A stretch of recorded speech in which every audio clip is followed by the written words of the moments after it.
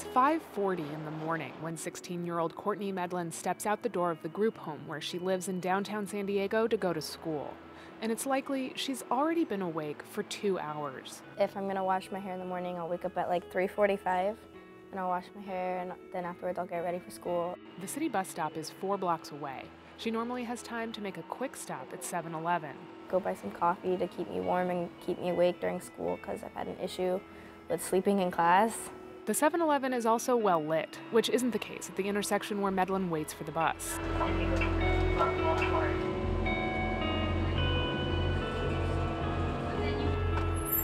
Then I wait till about 6:30-ish before the school bus comes in the cold at like 6:30 in the morning. I get on the school bus, get to school at like 7. That school is Scripps Ranch High School, about 15 miles north of downtown. It's one of the highest performing high schools in the city.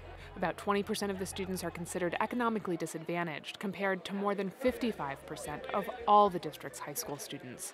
But Medlin blends right in. I think what really made me want to stay is just like I was comfortable here. Like I already knew people here. I didn't have to worry about dealing with other people somewhere else.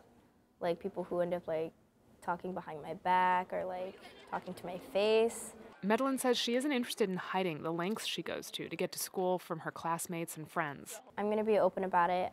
It's not something to hide. Like, it's who I am. Like, that's what's happened in my life. When Medlin's mother overdosed on methamphetamines the day before Thanksgiving in 2008, she was already living with her grandmother. She had moved there a few years earlier after a year of hotel hopping with her mom, but things at her grandmother's weren't perfect either.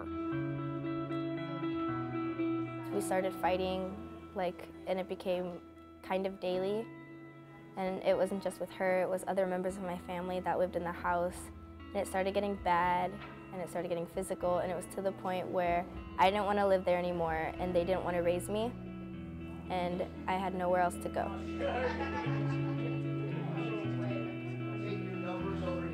The stress of instability is hard on anyone, and Scripps Ranch principal Ann Mena says her years spent as a school counselor showed her it can be devastating to kids' academic success. The students were here. When we have them, we can help them, and then when they leave, we don't know what happens to them, and then when they come back, we just kind of have to pick up, but it's maybe 2 steps behind where we were from the original assistance with them. The rest of Medlin's morning is nothing if not routine.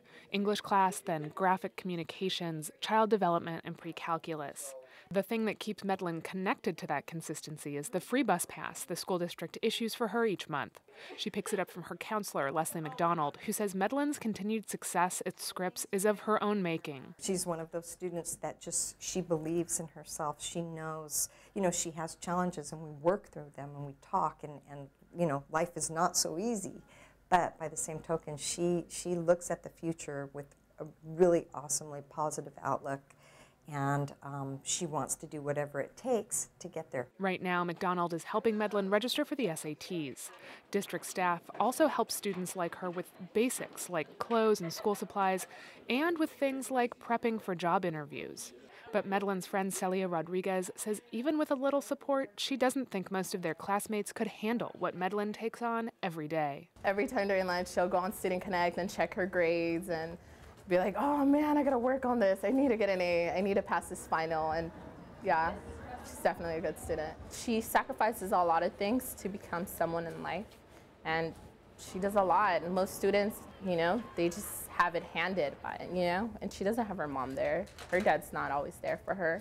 Like, it takes a lot to be a person like her. Finding out just how on her own Medlin is was a shock to some of her teachers, like Josh Rosenberg, whose biology class she heads to after lunch. This is 5th period, and some students start to get tired, or they just kind of, after lunch, they come in all kind of spastic, but she comes in and she likes to work, and it's complete answers, and it's interesting participation, it's questions about material, and just you would never know. Today, Rosenberg's class is learning about genetics and probability with a coin-tossing exercise. Instead of flagging, Medlin laughs with her lab partner. Once class ends at 2:15, there's no time for hanging around with friends. Medlin's back on the school bus. She'll get home around 3:45. Mandatory homework hour starts at 4:30, then it's dinner and an hour of chores. Medlin says she usually gets to bed by 11 o'clock. Then it all starts again the next morning.